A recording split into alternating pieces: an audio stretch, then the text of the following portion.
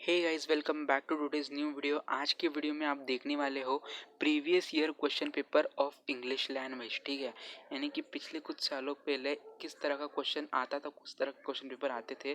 तो ये question paper आपको एकदम ध्यान से देखना है, क्योंकि बोर्ड कभी कभी क्या करता है, पिछले 2-3 साल के क्वेश्चन पेपर उठाता है और उसमें से आपके क्वेश्चन जो है पुट करता है। ठीक है, मैं ऐसा कंपलसरी नहीं कह रहा हूँ कि रिपीट होते ही है, बट मोस्ट प्रोबेबली चांसेस जो है ज़्यादा होते हैं कि प्रीवियस ईयर क्वेश्चन पेपर्स ही आपको इस ईयर भी पूछ सकते हैं। ठीक है, तो आपको पेपर एकदम ध्यान से देखना है और ट्राई करना है कि आपको इसके आंसर्स जो है आपके दिमाग में सोचने हैं, जिससे कि आपकी थिंकिंग पावर यानी कि आपकी याददाश्त भी एकदम मतलब रिफ्रेश हो जाएगी और आप ज़्यादा से ज़्यादा आप यहाँ पे कॉन्सेंट्रेट कर पाओगे। ठीक है, तो पहला क्वेश्चन देखोगे तो लैंग्वेज स्टडी है, यानी कि ग्रामेटिकल पार्ट आता है जिसमें आपको मेक सेंटेंसेस पूछ सकते हैं, या फिर ग्रामेटिकल में इन्फिनेटिव को पिक आउट करना, या फिर पंक्चुएशन पूछ सकते हैं, या फिर फाइंड हिडन वर्ड्स पूछ सकते हैं, या फिर स्पॉट द एरर, या फिर वर्ड चेन पूछ सकते हैं, या फिर टाइप ऑफ सेंटेंस पूछ सकते हैं।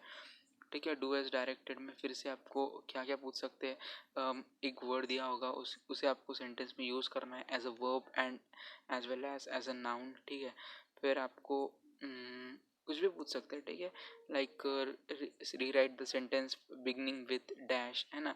इस तरह से आपको पूरे ग्रामेटिकल क्वेश्चन जो है उसको अच्छे से करके जाने हैं, क्योंकि दोस्तों एक बात मैं आपको बता देता हूँ कि आप जो भी मार्क्स स्कोर करते हो ना, वो ज़्यादा से ज़्यादा मार्क्स आप ग्रामर से स्कोर करते हो। ठीक है, क्योंकि ग्रामर में मार्क्स कटने के चांसेस जो है बहुत ही कम होते हैं।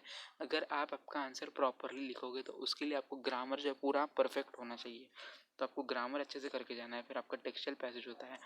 टेक्सचुअल पैसेजेस के कुछ क्वेश्चंस जो होते हैं, जैसे कि A1, A2, A3, A4, ये आपको प्रॉपरली करना है। ये कैसे होते हैं, मैच द पेयर्स या फिर फिल इन द ब्लैंक्स, इस टाइप के क्वेश्चन ही आपको यहाँ पे टेक्सचुअल पैसेज में पूछे जाते हैं। ठीक है, एक लास्ट क्वेश्चन होता है जैसे कि पर्सनल रिस्पॉन्स टाइप का, तो उसमें आपके मार्क्स जो है जा सकते हैं, बट अगर वो भी आप प्रॉपरली लिखोगे तो उसमें भी आपको पूरे 2 मार्क्स यहाँ पे मिल जाते हैं। ठीक है, तो इस तरह से आपको पूरा लिखना है। फिर A3, A4, A5। और एक बात दोस्तों, अगर आपको ऐसा लगे कि क्वेश्चन गलत है यार, मैं इसका आंसर कैसे लिखूं, तो उसके लिए आपको ज़्यादा टेंशन नहीं लेना है, ज़्यादा सोचना नहीं है। अगर नहीं आ रहा है आंसर तो आपको सिर्फ क्वेश्चन नंबर लिखना है। ठीक है, अगर आपको आंसर नहीं आ रहा है फिर भी आपको क्वेश्चन नंबर जो है 100% लिखना है, क्योंकि क्वेश्चन नंबर लिखने से आपको मार्क्स जो है कभी कभी मिल जाते हैं।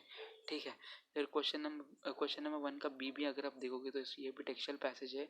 इसमें भी वन वर्ड में आंसर पूछे गए, तो आपको इस टाइप के क्वेश्चंस पूछ सकते हैं आपके टेक्सचुअल पैसेज में। फिर देखिए एक इतना बड़ा पैसेज है, फिर आपको टेबल दिया है, टेबुलर फॉर्म में आपको आंसर्स लिखने हैं। फिर एंटोनियम्स, सिनोनियम्स कुछ भी पूछ सकते हैं। ठीक है, फिर ग्रामर भी पूछ सकते हैं आपके टेक्सचुअल पैसेज में। फिर पर्सनल रिस्पॉन्स भी पूछ सकते हैं, पर्सनल रिस्पॉन्स 100% पूछते हैं, और आपको पर्सनल रिस्पॉन्स अच्छे से लिखना है, जिससे कि आप 2 मार्क्स इसमें आराम से स्कोर कर पाओ। बाकी जो क्वेश्चंस होते हैं A1, A2, A3, A4, तो इसमें तो आप आराम से स्कोर कर ही लेते हो। ठीक है, बस आपको पर्सनल रिस्पॉन्स अच्छे से लिखना है। फिर आपका पोएट्री का पार्ट होता है। पोएट्री में भी आपके क्वेश्चंस पूछे जाते हैं, तो पोएट्री के क्वेश्चंस भी आपको प्रॉपरली लिखने हैं। आपको फ्लो चार्ट के फॉर्म में पूछ सकते हैं, या फिर कैसे भी पूछ सकते हैं। ठीक है, फिल इन द ब्लैंक्स पूछ सकते हैं, या फिर एज दे विश।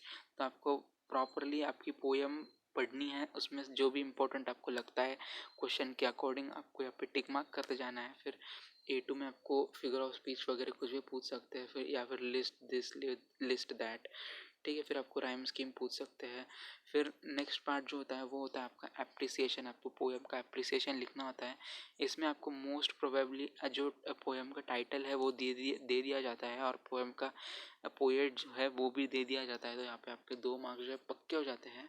तो आपको प्रॉपरली ये जो भी पॉइंट्स यहाँ पे दिए हैं वो पॉइंट्स की हेल्प से आपको एप्रिसिएशन लिखना होता है आपके एग्ज़ाम में। ठीक है, तो एप्रिसिएशन लिखना है। फिर आपको नॉन टेक्सचुअल पैसेज भी पूछा जाता है, तो नॉन टेक्सचुअल पैसेज में भी आपको देखिए किस तरह से पूछा जा सकता है। फिल इन द ब्लैंक्स पूछ सकते हैं, या फिर ब्लॉक डायग्राम दे सकते हैं। तो आपको ये सब अंडरलाइन वगैरह करना है। जहाँ पे भी आपको अंडरलाइन दी है वहाँ पे आपको अंडरलाइन ज़रूर करनी है, या फिर क्रॉस आउट वन आउट पूछ सकते हैं, ग्रामर पूछ सकते हैं, और पर्सनल रिस्पॉन्स तो पूछते ही है। ठीक है, फिर आपको समरी पूछी जाती है। जो भी आपका नॉन टेक्सचुअल पैसेज आपको दिया जाता है उसकी समरी आपको मोस्ट प्रोबेबली पूछी जाती है, तो उसकी समरी आपको प्रॉपरली लिखनी है। अगर छोटा पैसेज है तो ज़्यादा टेंशन मत लीजिए, आपको उससे भी छोटा करना है। ठीक है, जो आपको दिया है उससे भी छोटा आपको करना है, और आपको पूरा पैसेज उसमें कवर हो जाना चाहिए। आपको बस इतना यहाँ पे ध्यान रखना है। फिर आपका राइटिंग स्किल स्टार्ट हो जाता है, लेटर राइटिंग वगैरह आपको लिखना है। इसमें मैं आपको सजेस्ट करना चाहूँगा कि आप फॉर्मल लेटर की तरफ जाए। ठीक है, क्योंकि फॉर्मल लेटर में आपको प्रॉपर सिंटैक्स अगर आप फॉलो करते हो तो आपको मार्क्स जो है मिल जाते हैं। फिर डायलॉग होता है, इंटरव्यू होता है, इसमें से मैं आपको सजेस्ट करना चाहूँगा कि आप इंटरव्यू क्वेश्चंस कर सकते हो। और फिर information transfer like verbal to non verbal और नॉन वर्बल टू वर्बल, तो इसमें भी मैं आपको कहना चाहूँगा कि आप वर्बल टू नॉन वर्बल की तरफ जा सकते हो। इसमें ज़्यादा कुछ नहीं होता है, आपको बस टेबुलर फॉर्म में आपका आंसर जो है लिखना होता है, या फिर आप ब्लॉग बना सकते हो, या फिर फ्लो चार्ट बना सकते हो आपके अकॉर्डिंग। फिर स्पीच या फिर व्यू काउंटर व्यू, तो इसमें आप स्पीच सिलेक्ट कर सकते हो क्योंकि स्पीच का फॉर्मेट स्टूडेंट्स को ज़्यादा तो पता होता है। फिर क्रिएटिव राइटिंग में आपको पूछ सकते हैं लाइक एक्सपांड द थीम, यानी कि ऐसे पूछ सकते हैं, या फिर न्यूज़ रिपोर्ट पूछ सकते हैं, तो इसमें आप ऐसे करके जा सकते हो। फिर स्टोरी भी आपको पूछी जाती है, ठीक है। अगर आपको ये सब राइटिंग स्किल्स आप अच्छे से कर लेते हो तो आपके मार्क्स आपसे कोई नहीं छीन सकता, ठीक है। आपको राइटिंग स्किल्स पे और ग्रामर पे ज़्यादा फोकस करना है, ज़्यादा फोकसली आपको ये सारे आंसर्स जो है लिखने हैं, ठीक है। टेक्सचुअल पैसेज वो आराम से हो जाते हैं, एप्रिसिएशन वगैरह भी आराम से हो जाता है, बस आपको एक बार प्रॉपरली आपके घर से पढ़ के जाना है और एग्ज़ाम में रिलैक्स होकर लिखना है। I wish you all the best for ये एग्ज़ाम। दोस्तों मिलते हैं नए वीडियो में नए अपडेट के साथ।